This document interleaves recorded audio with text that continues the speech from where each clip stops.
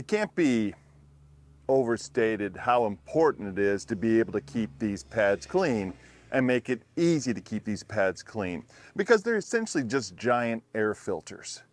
And if an air filter gets dirty, we starve the fans for air. If the fans are starved for air, we get less airspeed. We get less airspeed, we get less cooling. So being able to keep a pad clean using, especially in places with a lot of mineral buildup, or maybe even just a lot of dust and dirt in the air, being able to keep the pads clean easily is going to be able to result in farmers being able to keep their birds cooler during hot weather. And you see with these bigger holes, the bigger holes are less likely to clog because there's less surface area on that. The smaller the hole, the quicker it can clog up with feathers and dust and minerals. So again, that is an advantage of a plastic pad.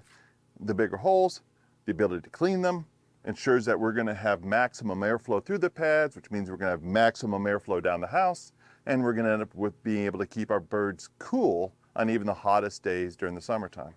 In our study of the plastic pads on this farm, the objective necessarily wasn't to do better than paper pads. The question really was, can they do as good of a job as paper pads? Because we've been happy with paper pads. They've been very successful.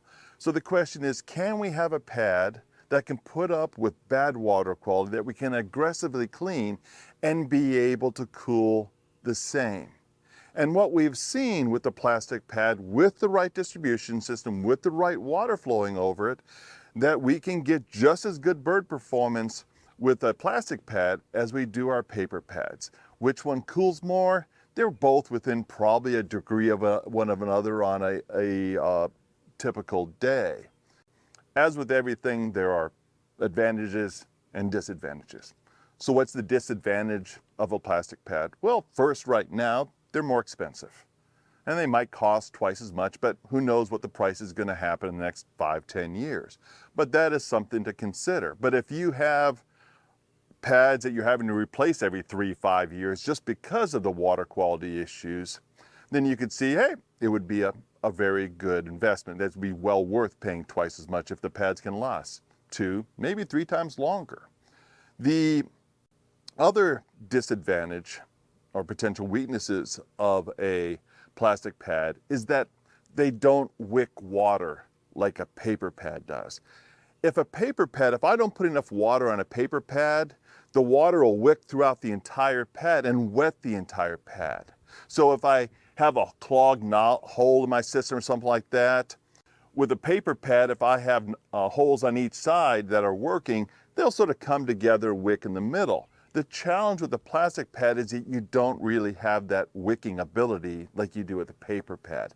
So we need to make sure that we have a very good distribution system that's capable of putting about 0.75 gallons per minute per linear feet of system at a minimum. So this is a 55-foot system, so we need to have a pump that can do at least 40 gallons per minute. That will ensure not only that we can get the whole pad thoroughly wetted, because we need a lot of water to make sure we get every square inch of this pad wetted, but also it will help to keep that mineral buildup to a minimum by flushing water over the surface of the pad. Another potential issue that you need to be aware of with plastic pads is that with traditional paper pads, they're designed to put most of the water on the outside surface of the pads. We have a 45-15 degree flute angle. That encourages water to the outside surface, so when the air comes through the pad, it takes that extra water on the surface and moves it towards the inside surface. The challenge with plastic pads is they don't have unequal flute angles. So what happens is when we're pulling a lot of air through the pad, it pulls a lot of water to the inside surface.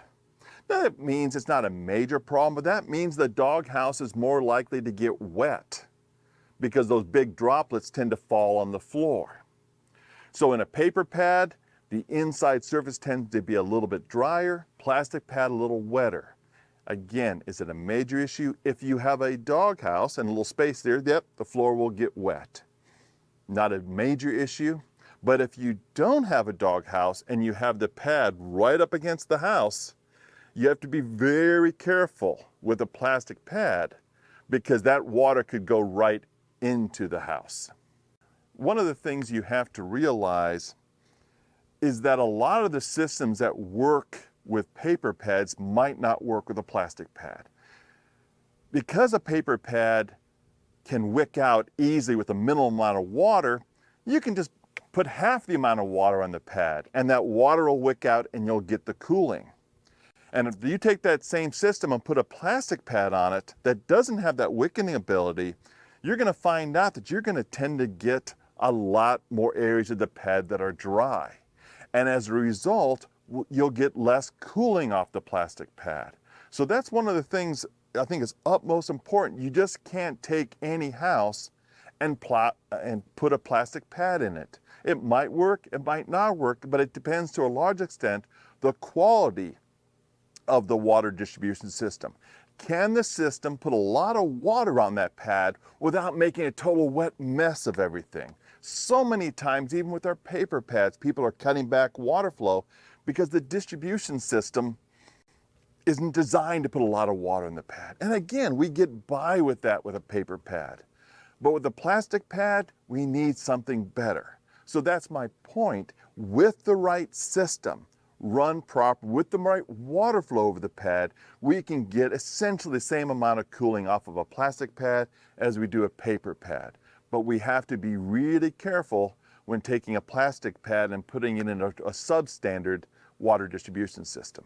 If you're going to put in a plastic pad, you have to make sure, can I put that 0.75 gallons per minute on your typical 50-foot length system? We're talking, can you circulate 50 gallons per minute over the pad? Now keep in mind, only a tenth of that will evaporate. But we need that 50 gallons per minute, especially with a plastic pad, to make sure we get it thoroughly wetted. It will still work if you don't get it thoroughly wetted, but it will cool less than a paper pad.